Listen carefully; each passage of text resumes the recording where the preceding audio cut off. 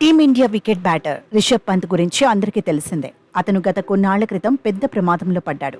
దాని తర్వాత చాలా కాలం పాటు క్రికెట్కు దూరంగా ఉన్నాడు. ఇప్పట్లో క్రికెట్ ఆడతాడా అన్న సందేహాలు మొదలయ్యాయి. ఒకవేళ ఎంట్రీ ఇచ్చినా ఫామ్ను కొనసాగిస్తాడా లేదా అనుకున్నారు అంతా. కానీ రిషబ్ పంత్ రీఎంట్రీ ఈ సందేహాలన్నింటినీ పటాపంచలు చేశాయి. ప్రమాదంలో గాయపడి కోలుకున్న తర్వాత రీఎంట్రీలో అదరగొడుతున్నాడు. అటు బ్యాటింగ్, కీపింగ్లో రాణిస్తున్నాడు. అయితే తాజాగా రిషబ్ పంత్ కొత్త అవతారం ఎత్తాడు. బౌలింగ్ వేస్తూ ఆల్రౌండర్ అని నిరూపించుకున్నాడు. దీనికి సంబంధించిన వీడియో ప్రస్తుతం సోషల్ మీడియాలో వైరల్ అవుతోంది. రిషబ్ పంత్ ప్రస్తుతం ఢిల్లీ ప్రీమియర్ లీగ్ లో ఆడుతున్నాడు. పురాణి ఢిల్లీ 6 జట్టుకు ప్రాతినిధ్యం వహిస్తున్నాడు. అయితే తాజాగా Rishabh team South Delhi Superstars తో తలపడింది. ఈ మ్యాచ్ లో రిషబ్ పంత్ బౌలింగ్ వేశాడు. స్పిన్ బౌలింగ్ తో అందరినీ ఆశ్చర్యపరిచాడు. అయితే ఢిల్లీ సూపర్ స్టార్ విజయానికి ఒక్క పరుగు అవసరమైన సమయంలో పంత్ బౌలింగ్ కు వచ్చాడు.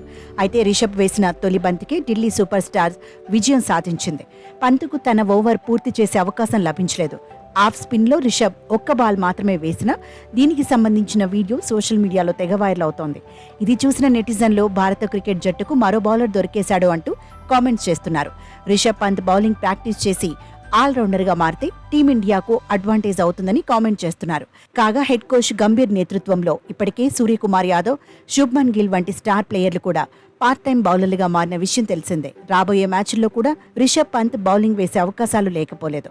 ఇక ఢిల్లీ ప్రీమియర్ లీగ్ విషయానికి వస్తే పురాణి ఢిల్లీ 6 టీంపై 3 వికెట్ల తేడాతో సౌత్ ఢిల్లీ సూపర్ స్టార్స్ విజయాన్ని సాధించింది. తొలుత బ్యాటింగ్ చేసిన పురాణి ఢిల్లీ 20 ఓవర్లలో 3 వికెట్లు కోల్పోయి 197 పరుగులు చేసింది.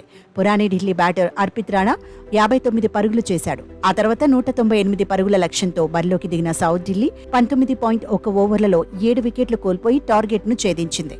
సౌత్ ఢిల్లీ బ్యాటర్లలో పియూష్ ఆర్య, ఆయుష్ బదోని హాఫ్ సెంచరీలతో రాణించారు.